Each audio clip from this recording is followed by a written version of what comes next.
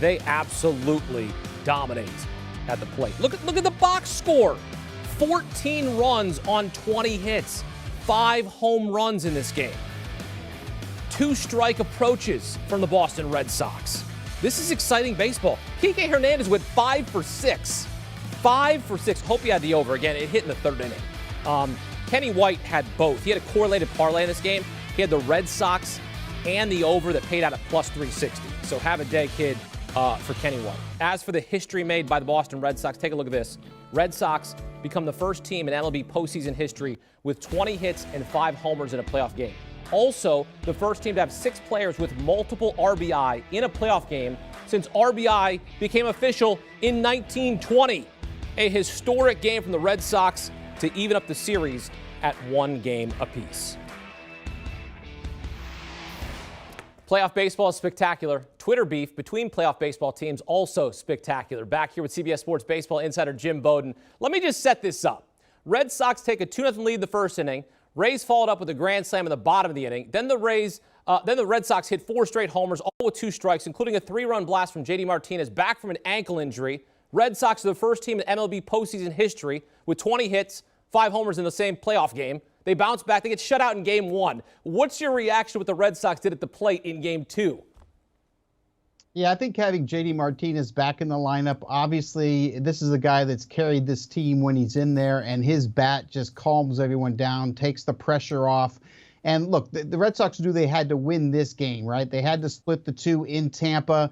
And when you get down by 5-2, Chris Sale gave up that home run to Luplow up in the zone. The Red Sox bats just started grinding it out. And what was really impressive was their strategy with 2 strikes. They were watching a lot of upstairs fastballs that Tampa was throwing them.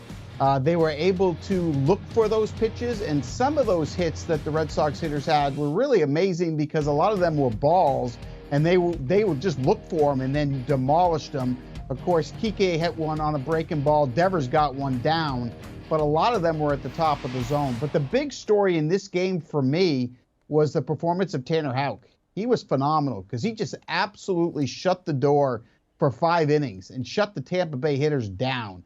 And that was the difference maker because when the Red Sox started hitting, the Rays had no answer whatsoever. So Houck got the job done on the mound, got them back in the game. And the Red Sox bats do what they're capable of doing. The Rays pitchers didn't execute the pitches, left a lot of balls out over the zone. Big problem.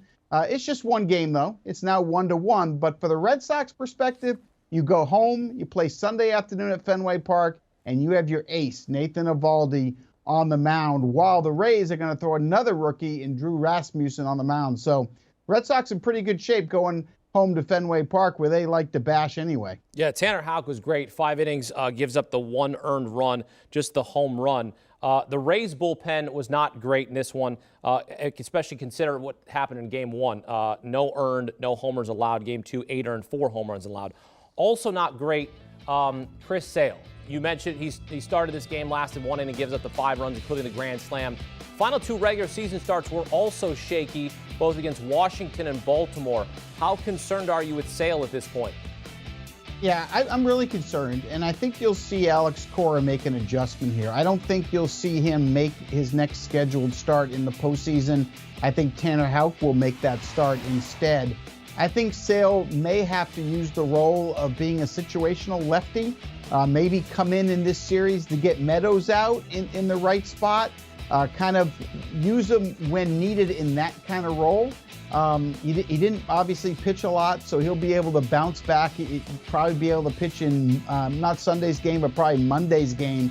But I could see him in a relief role in this series rather than making another start. I think Tanner Houck deserves, after the outing that he had today, to be that starter. So I do think you'll see Alex Cora make an adjustment. He's got to be concerned about Sale. And I think Sale's going to be fine. But usually after Tommy John's surgery, it's the next year that you really get your stuff back. So big red flag from what we saw tonight. We saw him in a closer role in 2018 when they won the World Series. Is that at all on the table? Not right now. I think it's a setup role. I think you're going to see Whitlock in the close games be the guy in that ninth inning.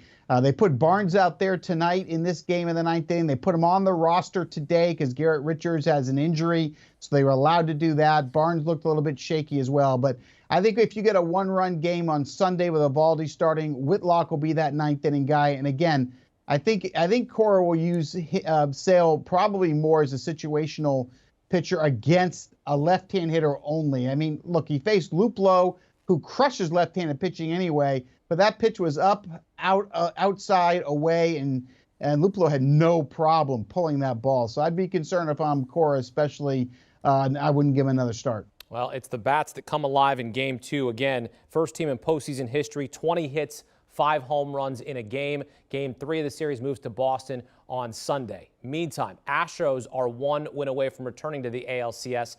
5-run 7th vaulted them to a 2-0 series lead on the White Sox. Craig Kimbrell brought on to limit the damage in the inning, fails to do so. Leury Garcia didn't help him on the Carlos Correa double. But, Jim, the pitch was up, and so was the pitch to Kyle Tucker that he hit out for a 2-run homer. You're concerned right now for Craig Kimbrell because this is a guy they brought over to Chicago to shut things down late in games. Yeah, you got to be concerned. I mean, look, the one thing about the Houston Astros, you got to give respect to the lineup. This is one of the best lineups in the sport. You saw Yordan Alvarez's base hit here up the middle.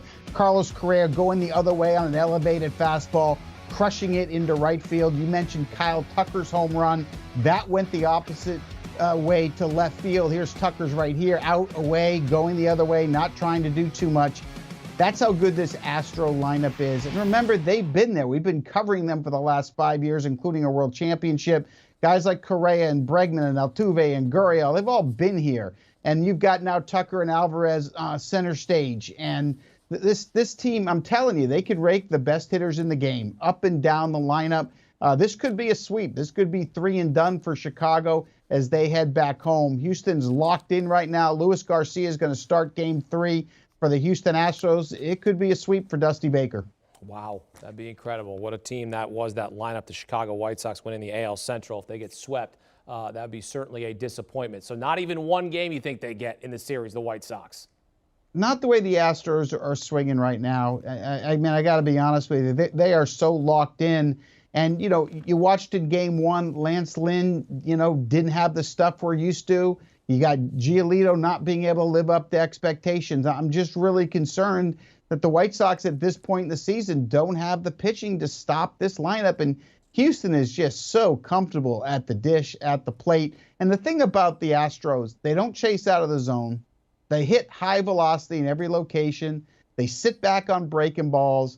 You know, they don't try to do too much in any of their at-bats, and you got to fill up the zone. And especially those first 4 or 5 innings, the White Sox have a hard time getting this lineup out. Astros outscoring the White Sox 15-5 in the first 2 games of the series. Game 3 of the series shifting to Chicago on Sunday night. Jim Bowden breaking down for us here on CBS Sports HQ. Jim, thank you. Thank you, Akeem. Want a sports network that delivers everything that matters about the game? The highlights, the picks, the instant analysis. No yelling, no fake debates, no politics. Hit the subscribe button and never miss a moment.